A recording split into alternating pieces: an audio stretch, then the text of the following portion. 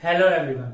जैसा कि आज आपने इसके डिस्कशन में देखा कि आज हम पढ़ने वाले हैं एप्लीकेशन ऑफ ट्रिग्नोमेट्री की सिर्फ शॉर्ट ट्रिक। क्या ऐसा पॉसिबल है कि इन सब क्वेश्चन को सिर्फ और सिर्फ 3 या 4 सेकंड में कंप्लीट कर दिया जाए?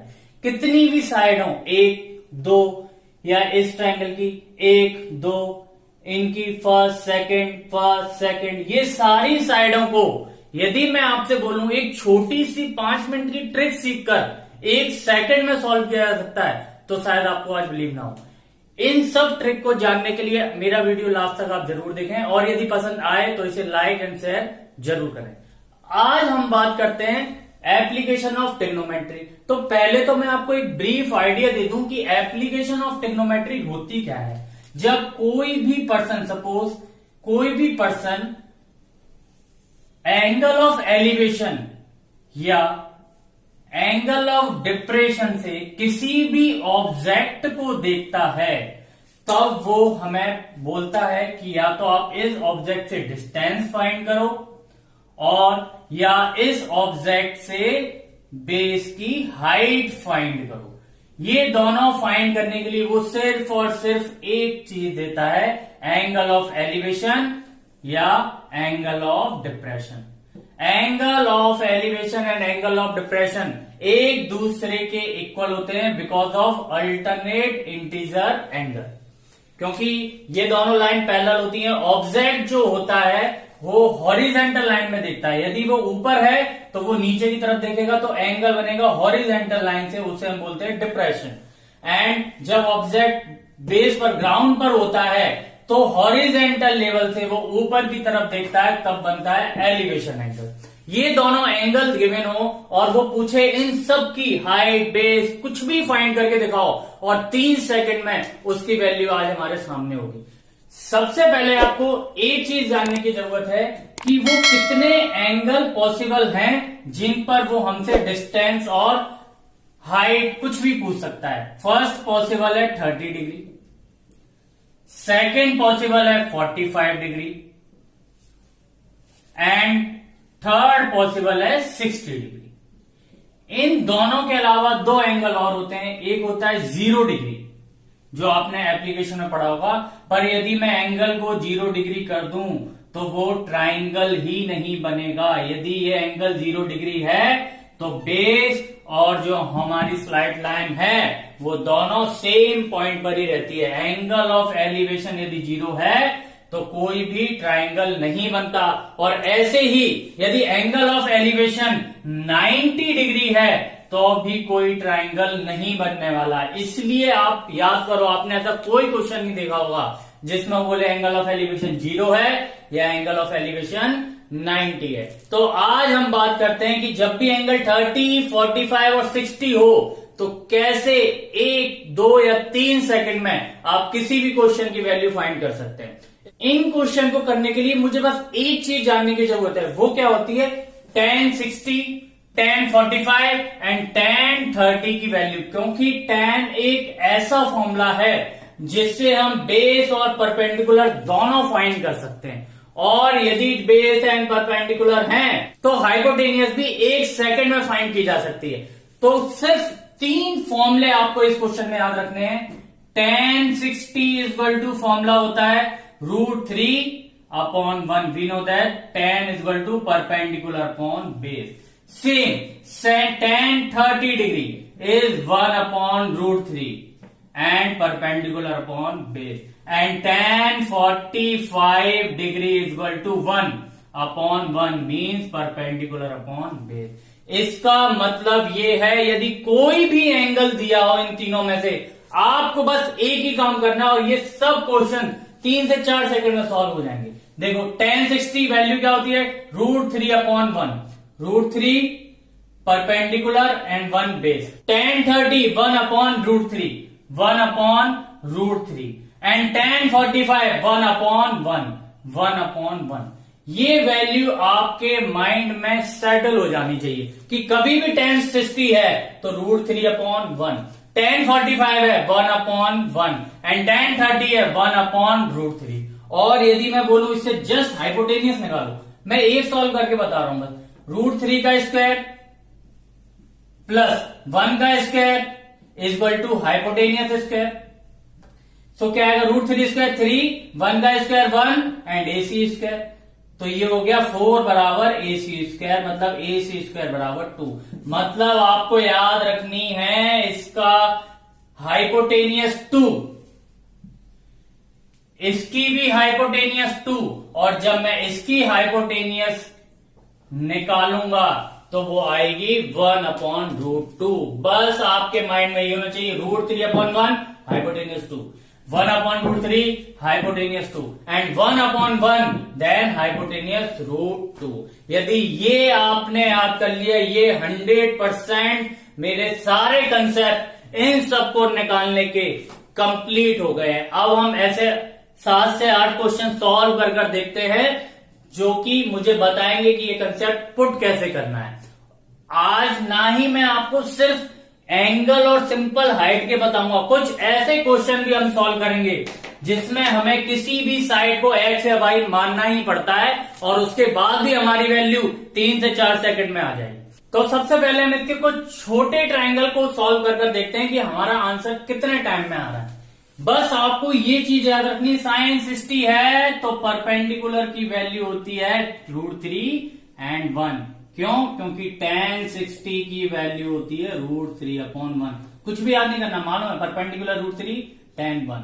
45 के लिए 1/1 होती है 1/1 एंड 30 के लिए 1/√3 वैल्यू होती है tan 30 की, तो 1/√3। तो आपको सॉल्व करते हैं। सपोज मैंने आपको बोल दिया परपेंडिकुलर 2 है और बेस आप फाइंड करो और हाइपोटेनियस फाइंड करो। किसी भी ट्राइंगल का मैंने सिर्फ एक चीज दे दी, आप हाइट 2 है, हाइपोटेनियस एंड बेस दोनों फाइंड करो। बस आप वेट कर रहे हो कि एंगल क्या है। जैसे ही मैंने एंगल लिखा 45, आप जानते हो 45 1 और √2 होते हैं। आंसर देखो, यहां पर आंसर गिवन है 2, आपका आना चाहिए 1, मतलब आपकी 1 यूनिट के बराबर कितना गिवन है 2, मतलब 1 यूनिट 2 की है। और जब 1 यूनिट 2 की है, ये भी तो 1 यूनिट है, बेस का आंसर आ गया 2। चेक कर कर देखना, 2 मीटर, यदि ये मीटर दिया है तो इसका आंसर आ गया, 1 यूनिट 2 थी तो 2 का इंटू कर दो, 2√2। कितना भी यूनिट आ जाए, जो भी मेरी यूनिट है बस उसका इंटू कर दो आंसर। सपोज मैंने आपको एक क्वेश्चन बोला, सपोज बेस गिवन है √3 और मैं आपसे बोलूं एंगल है 60 डिग्री, दोनों चीजें फाइंड करके देखो स्पीड में। Base is equal to √3 but 60 में बेस क्या होता है √3/1। तो आपकी 1 यूनिट के बराबर यहां पर वैल्यू है √3। आंसर निकालो, √60 का परपेंडिकुलर √3 में √3 का इंटू करो, √3 होता था, आपकी यूनिट आई है √3 का इंटू करो, answer 3 metre complete. Metre centimetre जो भी यूनिट दी हुई है। हाइपोटेनियस 2 होती थी, 2 का इंटू यूनिट में, यूनिट थी √3, आंसर 2√3 कंप्लीट। सपोज एक क्वेश्चन मैंने दे दिया आपको कि एक, इस बार हाइपोटेनियस दे दी, सपोज हाइपोटेनियस इज 4। अब मैं आपसे बस एंगल फाइंड, आपको एंगल देना है, बस जैसे ही मैंने एंगल दिया आपको आंसर आ जाएगा। सपोज मैंने आपको एंगल दिया 30 डिग्री, आप जानते हो 30 डिग्री का हाइपोटेनियस 2 होता है, तो 2 यूनिट बराबर कितना दिया हुआ है 4, तो आपकी 1 यूनिट का आंसर कितना आ गया 2। अब तो मैं निकाल सकता हूं, √3 का इधर 1 यूनिट होता है, 1 यूनिट में 2 का इंटू 2 आंसर एंड अपॉन में √3 होता है, तो 2 इंटू √3 2√3। कोई भी क्वेश्चन क्या ना हो, मैंने आपको एक क्वेश्चन दे दिया, suppose height is 87 metre, find करो हाइपोटेनियस एंड बेस बोथ।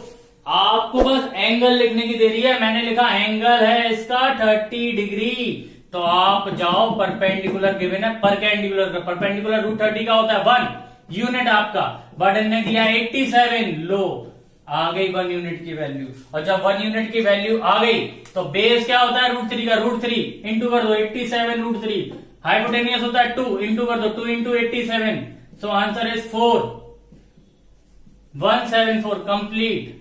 यही ट्रिक है किसी भी ट्रिग्नोमेट्री, एप्लीकेशन ऑफ ट्रिग्नोमेट्री के क्वेश्चन को सॉल्व करने की। अब हम देखते हैं वो क्वेश्चन जो मैंने आपको स्टार्टिंग में बताए थे एक एक करके। तो स्टार्ट करते हैं फर्स्ट क्वेश्चन से। सबसे पहले लेते हैं ये वाला क्वेश्चन। हमने अपना पहला क्वेश्चन इधर नोट कर लिया है और अब इसे सॉल्व करते हैं। बस फर्स्ट क्वेश्चन में देखो सॉल्व कैसे करने हैं, इन सब के आंसर इसी में निकालकर मैं आपको 2 सेट में बता दूंगा। फर्स्ट क्वेश्चन देखो, बस देखिए बेटा, एंगल 45 किस ट्राइंगल का एरिया है? ये ट्राइंगल का एरिया है 45, और 45 के लिए मैंने आपको बताया height 1, full bass 1 and hypotenuse. यदि मुझे इसकी नीड हुई तो इसको मैं क्या लिख सकता हूं? √2। देखिए बेटा, हाइट इक्वल टू 90 दिया है और मैंने क्या निकाला है? 1 यूनिट बराबर कितना है? 90 मीटर। तो ये भी तो 1 है, तो 1 का इंटू कर दो 90 में, और मेरे इस बेस की AC की भी वैल्यू आ जाएगी 90 मीटर। सिर्फ 1 सेकंड में ये 90 था और मैंने ये 90 निकाल दिया। और अब मैं आपसे बोलूं कि आप फाइंड करके दिखाओ इन 2 पॉइंट की डिस्टेंस, तो अभी 1 सेकंड में देखो, इन 2 पॉइंट की डिस्टेंस इन 2 के इक्वल होगी। देखो कितनी स्पीड में आती है। सबसे पहले मैं निकालूंगा ये वाले पॉइंट की डिस्टेंस, ये वाले ट्राइंगल की डिस्टेंस। इस ट्राइंगल का एंगल कितना है? 60। मतलब ये जो हाइट है वो इस बार कितनी है? √3, और इसका बेस मैं फाइंड कर सकता हूं। ये हाइट मैंने मानी है √3 यूनिट, और जबकि दी कितनी थी? ये दोनों इक्वल दिए थे बेटा 90 डिग्री। तो बस 1 यूनिट की वैल्यू निकालो। 1 यूनिट बराबर 90 अपॉन √3, और 60 में ये यदि √3 होता है तो बेस क्या होता है?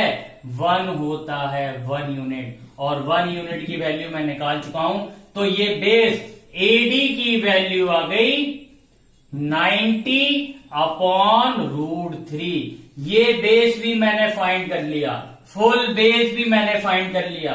और यदि फुल बेस में से AD माइनस कर दिया जाए तो मुझे जो मेरा आंसर चाहिए वो आंसर आ जाएगा। और इसको माइनस करना तो आपको आता ही है। इसका आंसर फाइंड करने के लिए फुल बेस AC में से AD को मुझे माइनस करना पड़ेगा। AC माइनस AD बराबर होगा, AC की value 90 and minus 90 upon √3। LCM लिया 1, √3 एलसीएम, √3 का इसमें 90 √3 एंड माइनस 90। तो आंसर आ गया 90 √3 माइनस 1 अपॉन √3। ये आंसर हो गया। अब हम बात करते हैं अपने सेकंड डायग्राम की। मुझे फाइंड ये करना है, आप ही आंसर बताओगे 1 सेकंड में, एक एक करके फाइंड करते हैं। ये 80 है, 30 का कंसेप्ट क्या होता है? 1 अपॉन √3, हाइट होगी 1 यूनिट, तो मैंने बोल दिया 1 यूनिट बराबर 80। हाइट दी थी इसलिए मैंने 1 यूनिट बराबर ले लिया 80, और बेस 1 सेकंड में आ जाएगा। बेस क्या होता है 30 में? √3। तो √3 का 80 में इंटू कर दो, आंसर आ गया 80 √3। अब बात होगी 60 की। यदि मैं आपसे बोलूं ये बेस निकालो 1 सेकंड में, √60 की हाइट कितनी होती है जो गिवन है? √60 की हाइट होती है √3। तो इस 80 को इक्वल टू में रख दो 3 यूनिट, √3 यूनिट। तो 1 यूनिट की वैल्यू क्या आ जाएगी? ये अपॉन में आ गया 80 अपॉन √3, और 80 अपॉन √3 1 यूनिट। बेस कितना होता है 60 में? 1 होता है, मतलब 1 यूनिट की तो वैल्यू निकाली थी, आंसर आ गया 80 √3। और यदि वो आपसे बोल दे कि फुल बताओ तो बस इन दोनों को हमें ऐड करना होगा। क्लियर है? यदि समझ में आपको मेरा वीडियो आ रहा है तो आप इसे लाइक एंड सब्सक्राइब जरूर करें। अब मैं फाइंड करता हूं अपना, इस ट्राइंगल की बात होती है, मुझे 2 चीजें फाइंड करनी। फर्स्ट ये, तो इसका सबसे पहले मैं बेस निकालूंगा। देखो बेस रफ किया मैंने, क्वेश्चन मार्क लगा था, तो इसकी आप मुझे खुद बताओगे। ये ट्राइंगल यूज कर सकता हूं। हाइट कितनी है ट्राइंगल की? पहले तो एंगल पता चले 40 डिग्री है। 40 डिग्री में हाइट भी 1, बेस भी 1। हाइट दी है 80, मतलब 1 यूनिट बराबर 80, और बेस पर भी 1 है तो 1 का इंटू 80 में कर दिया 80 मीटर आंसर। अब मैं आपसे बोलूं ये फाइंड करके दिखाओ, ये भी 1 सेकंड में आ जाएगी। ये किस ट्राइंगल की हाइट है? फुल 60 डिग्री दिया हुआ है बेटा। 60 डिग्री की फुल हाइट कितनी होती है? 60 डिग्री की हाइट होती है √3। ये फुल है √3 एंड बेस होता है 60 का 1। बेस हमें मालूम है, बेस कितना है 1, तो यहां पर 80 यूनिट, 80 1 यूनिट बराबर मैंने रख दिया 80, और इफ 1 यूनिट बराबर 80 तो इस पूरे की हाइट में √3 का मल्टीप्लाई कर दो, आंसर आ गया 80 √3। हाइट आ गई है पूरी AC। अब हम इसका नेक्स्ट ट्राइंगल करके देखते हैं। दो चीजें फाइंड करनी है। पहले ये आप अब खुद बताओ कि यदि कोई एंगल 60 डिग्री है तो मुझे मालूम होना चाहिए इसकी हाइट कितनी होगी, √3, और बेस होगा 1, बेस 1, बट बेस तो 10 दिया है तो 1 यूनिट बराबर 10, और जब 1 यूनिट बराबर 10 तो हाइट हो गई 10 में √3 का इंटू कर दिया, 10 √3 आंसर। अब मैं बोल रहा हूं आपसे इसका ये बेस फाइंड करो BC। हम जानते हैं, अब पूरे ट्राइंगल में लगाएंगे। क्यों? क्योंकि 45 एंगल पूरे ट्राइंगल के लिए, तो 45 के लिए हम जानते हैं परपेंडिकुलर कितना होता है 1, और जबकि मेरा परपेंडिकुलर कितना आया है 10 √3, तो 1 यूनिट इक्वल टू 10 √3, और 10 45 में बेस भी 1 होता है तो हाइट भी 1 होती है तो बेस भी 1 होता है, तो ये पूरा बेस भी क्या हो गया 1। इसका आंसर आ गया 1 यूनिट था 10 √3 आंसर। किसी भी क्वेश्चन की हाइट बेस कुछ भी फाइंड करने में 1 या 2 सेकंड लगते हैं। ये वो क्वेश्चन है जिसमें बच्चों को बहुत प्रॉब्लम होती है कि कभी ना कभी ऐसा आ जाता है कि हमें किसी ना किसी चीज को x या y मानना ही पड़ता है, उसके बिना ये सॉल्व नहीं हो सकता। तो सबसे पहले हम इस क्वेश्चन को करके देखते हैं, इसका भी आंसर विद इन 3 मिनट आ जाएगा। हाइट दोनों की सेम है बट एक की भी हाइट मेरे पास नहीं है, तो मुझे क्या करनी पड़ेगी, फाइंड में देखता हूं। यदि ये फुल 80 गिवन है तो बस एक को x मान लो, और एक क्या हो जाएगा 80 माइनस x। पहले इसको सॉल्व करके देखो। और यदि एंगल 60 डिग्री है तो ये √3 होगा और ये होगा 1। ये 1 गिवन है, 1 यूनिट बराबर कितना गिवन है बेटा x, तो हाइट कितनी आ जाएगी, हाइट हो गई इसकी √3x। हाइट की वैल्यू हो गई √3x। सेकंड हाइट निकालते हैं। बेस इसका सेम एंगल 30, तो यहां पर आता है 1/√3। ये गिवन है, क्या गिवन है √3 unit equal to 80 minus x, तो 1 unit equal to 1 unit equal to 80 minus x/√3, और यही तो 1 यूनिट है, तो हाइट की वैल्यू हो गई 80 माइनस x/√3। दोनों हाइट आ गई हैं, दोनों हाइट फाइंड कर लेंगे, इक्वल में रखो because both are equal. √3x बराबर 80 माइनस x/√3, √3 इधर गया इंटू हो गया √3 3x equal to 80 minus x उधर के ऐड हो गया 4x बराबर 80, और आंसर आ गया 20। 44 से 80 कैंसिल हो गए, आंसर आ गया 20। और यदि ये 20 है तो इसकी वैल्यू 80 माइनस 20 60 हो गई। किसी भी एप्लीकेशन ऑफ ट्राइंगल के किसी भी क्वेश्चन को 2 या 3 सेकंड मैक्सिमम लगते हैं शॉर्ट ट्रिक से आंसर निकालने के लिए। यदि कोई स्टूडेंट 10th क्लास तक का है तो आप इससे आंसर 1 या 2 सेकंड में वेरीफाई कर सकते हैं कि आपका आंसर सही है नहीं। और कंपटीशन वाले या ओटी में 10th क्लास को भी या किसी भी क्लास में ओटी में यदि ये क्वेश्चन आ जाएंगे तो 1 सेकंड में सॉल्व हो जाएंगे। ये सारा कंसेप्ट था एप्लीकेशन ऑफ ट्रिग्नोमेट्री। इसके अलावा ऐसा कोई कंसेप्ट नहीं है जो किसी टाइप का क्वेश्चन दे सके। यदि आप ऐसे ही बहुत से चैप्टर की शॉर्ट ट्रिक जानना चाहते हैं तो इस वीडियो को लाइक जरूर करें एंड मेरे चैनल को सब्सक्राइब करें, और जहां तक पॉसिबल हो इस वीडियो को शेयर करें। Thank you.